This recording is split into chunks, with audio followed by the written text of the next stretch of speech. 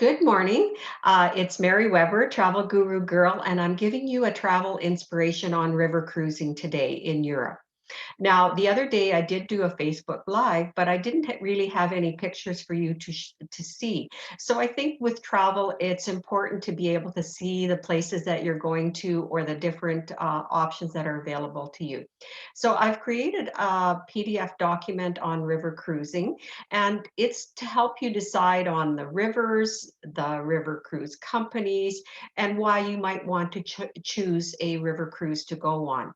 I have two websites, travelgurugirl.com and capricegirlsonthego.com. So check those out sometime. I have a PDF on what I'm talking about today. So if you're interested, please feel free to contact me about getting your copy. So let's get started as to why it is a wonderful idea to take a river cruise.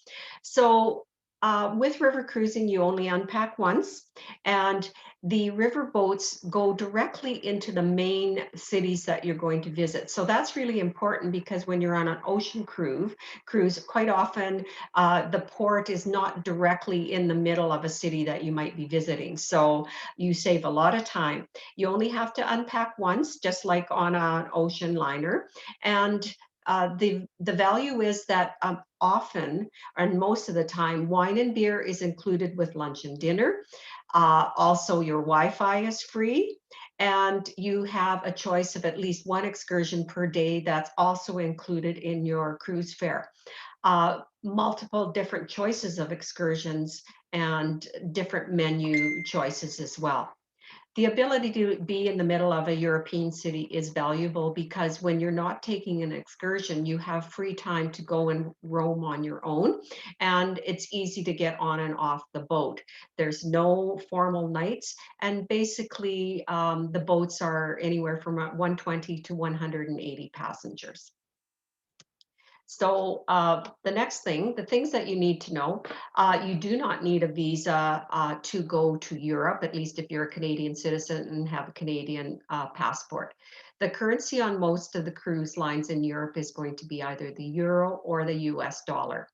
Um, and then if you're stopping in places like Prague, Budapest, Turkey, they have their own currency, but that would not be on the ship. But when you're out and going out for the day, if you want to pay in their currency, it's going to be great value for your money. The electricity in Europe is the 220 volts, so the two-pin European adapter is what you need to take with you. It is very unlikely that you would have motion sickness, so there's no need to worry about that. The rivers don't run that fast, and also the water is not very deep. Solo travelers. So often, many of the cruise lines will offer an opportunity where they are not charging the single supplement. So there's different times of the year and different cruises that might be offered. So you should speak to me or your other travel professional that you deal with and ask them about those options. Mobility. There is a certain amount of mobility needed because you have to get on and off these boats. There might be some stairs involved. Often there may not be an elevator to get to a different point in where you're going. And often the boats are tied together, the river boats in Europe. So you might have to go through several boats to get onto the street.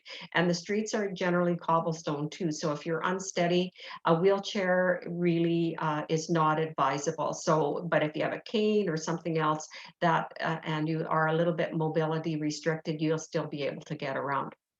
So lots of activities. Many of the boats carry bikes. Sometimes they have special interest cruises so that it could be for music or wine and beer, author cruises. So there's lots of opportunities to go for special occasions on a river cruise. Touring on your own is possible. So maybe you've been to this destination and you don't want to take the excursion. Well, then you can go out on your own for the day as well, and not worry about maybe missing the boat. So very, very flexible from that point of view. The ship sizes, as I mentioned before, they have to pretty well almost all be the same because of the different locks that you're going through. There are certain widths, so the boats can't be bigger than that. So most of the boats that you'll find on river cruises are going to be 120 to roughly 180 passengers. Entertainment, most of the time it'll be regional entertainment. So you'll have bars and lounges, but it won't be the same as an ocean cruiser where you get like glitzy entertainment. So don't expect that. It'll be a little bit quieter, but generally when you've been out for the whole day, you don't need a whole lot of glitzy stuff going on anyways. It's very relaxed, and there's no formal nights that you may want to dress up a little bit, but it's not required. And the water levels can vary. They can sometimes the water can be very high, or sometimes it can be low. But all of the cruise lines are prepared for this, and they will adapt as necessary. So there's no one time that we can say that it's going to be perfect, because, as you know, weather changes, and also one year it could be high in the spring, and next year it's low in the spring. So spring, summer, fall, any of those are excellent choices. So now I'm going to share my screen, and here we go. And I'm going to show you a few pictures to help you along with what we're doing. And we are going to have a slideshow, and from this slide. Okay, so we're going to talk about the rivers in Europe. The Danube is a great choice for first timers. This is a part of the Danube that they're showing here. It actually goes all the way down to the Black Sea. So you can see here's Budapest, Bratislava in Slovakia, Vienna, all these famous areas here, Krems, Dürnstein, then the Melk, Linz, Passau, and it goes on and on all the way actually to back to Amsterdam. So it's a great choice even for first timers because it does allow you to see a lot of the best destinations in Europe and the Wachau Valley, and you get an opportunity if you want to go to Český Krumlov, which I would definitely recommend. And also Prague, it is not located on the Danube, but it's offered as a pre or a post on most cruises. So I would definitely recommend going there. So just a picture of Budapest.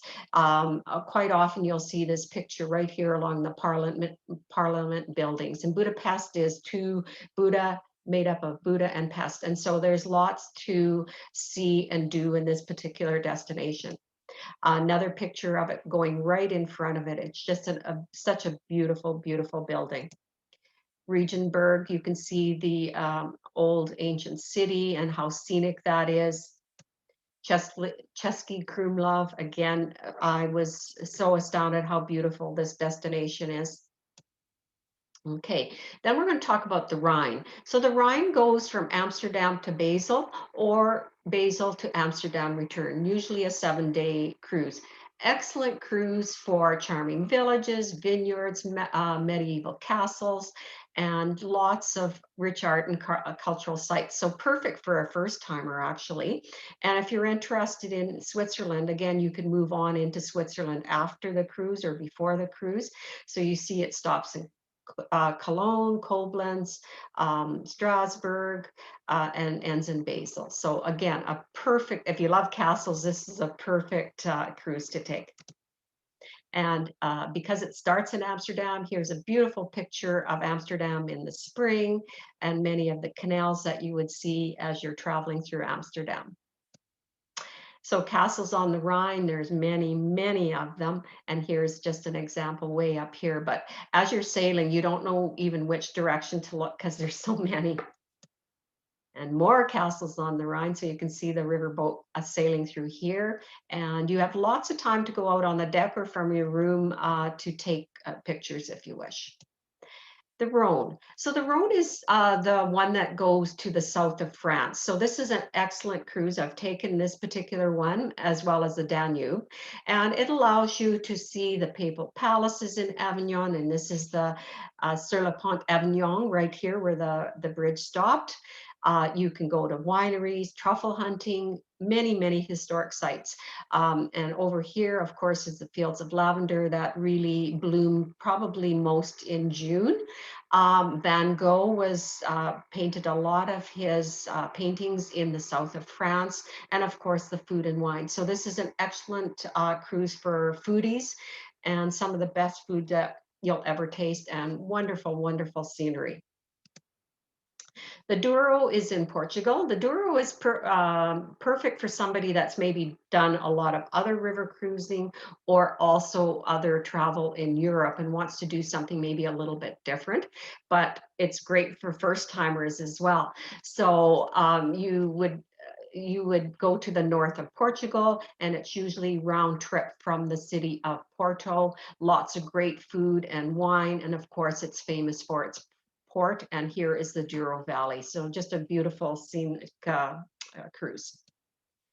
On the Seine, this would be a cruise that you would take from Paris. So it includes being in Paris, plus going to Giverny, where Monet's garden is, Rouen, which is an ancient city in the north of France, and then also the Normandy landing beaches. So again, this is the Monet's garden.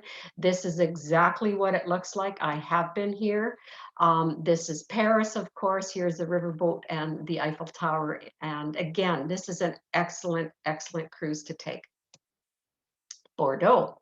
So Bordeaux is known, of course, for its many beautiful little ports along the way, vineyards, farm, the forests of Aquitaine, beautiful, breathtaking background, wine and food. So if you like wine and food, again, this is the other side of France where Bordeaux is outstanding.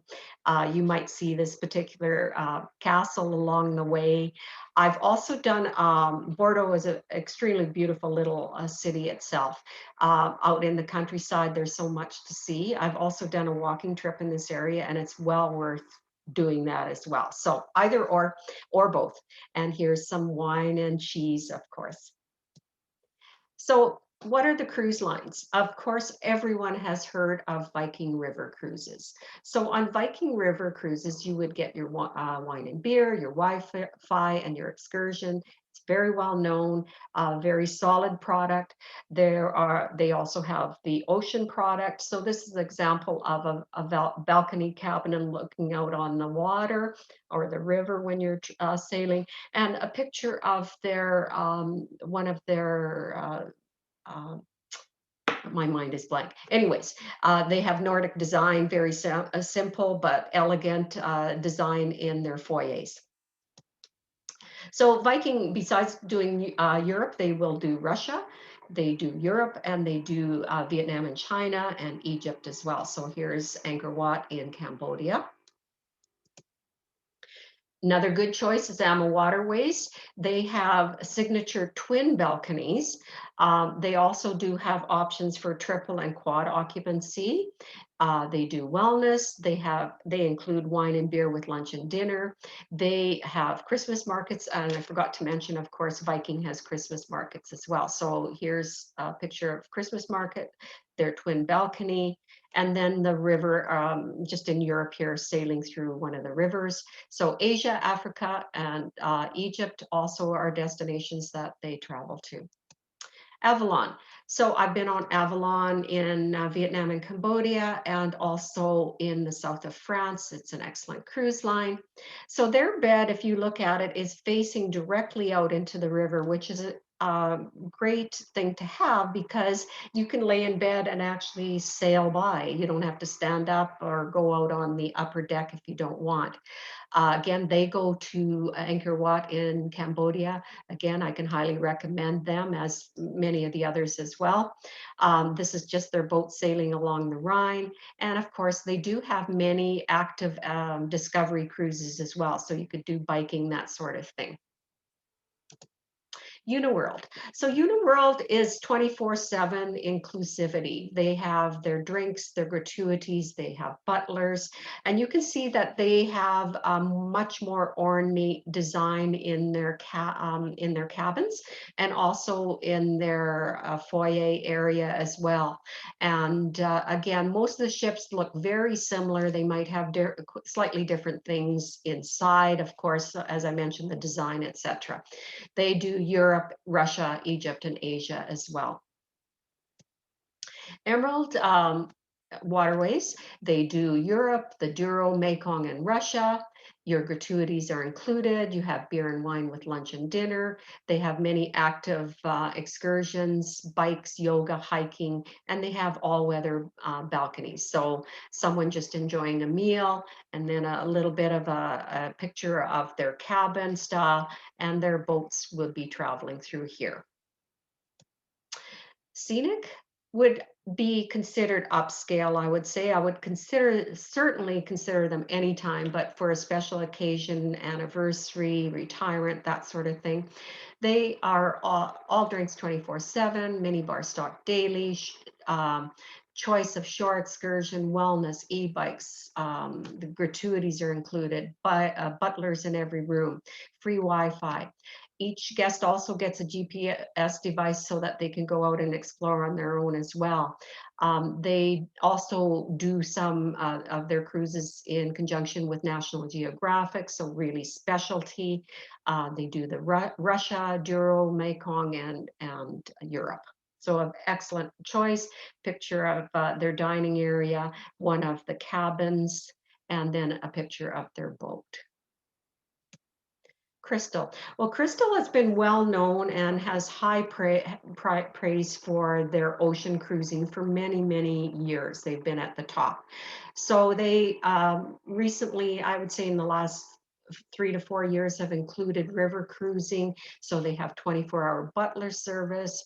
They are considered to have the largest suites on the river, walk-in closets, iPads, Michelin-inspired meals, up to 6 dining options, 6-star luxury design, and a maximum of 120 guests on their Mozart in Europe. So you can, again, you can see their bedroom here, their cabin, looking up, full windows and just beautiful scenery, and then their food. And of course, they are well noted for their meals. Tauk. Tauk is another exclusively maybe higher end cruise line, river cruise line. Their alcohol and gratuities are included. They usually have fewer passengers than 130, family friendly, many specific activities in mind, special evenings at castles and palaces. And they have some design for third and fourth occupancy, and many other specialty excursions on shore as well for dining. So they are in Europe, and they also have bikes on board. And Riviera cruises. So the alcohol and the gratuities are not included with Riviera. This is a great option for solo travelers because they offer many times where there's no single supplement on certain cruises. So if you're interested as a solo traveler, you should contact me and I can find out a little bit more for you. And they offer great shore excursions, and they are in Europe. So that gives you basically a good overview of river cruising in Europe. Highly recommend it. It's an excellent way to see Europe.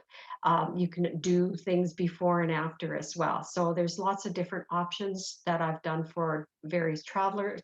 As I said, I've been in China, Vietnam, and Cambodia. I've done the Danube. I've done France, and I've been on many, many in many other places in Europe. So I certainly know my way around. So that is your travel inspiration on river cruising. If you want any more information at all, please feel free to contact me, Mary Weber, www.travelgurugirl.com. So enjoy your day. It was nice to be here with you again. Talk to you again soon.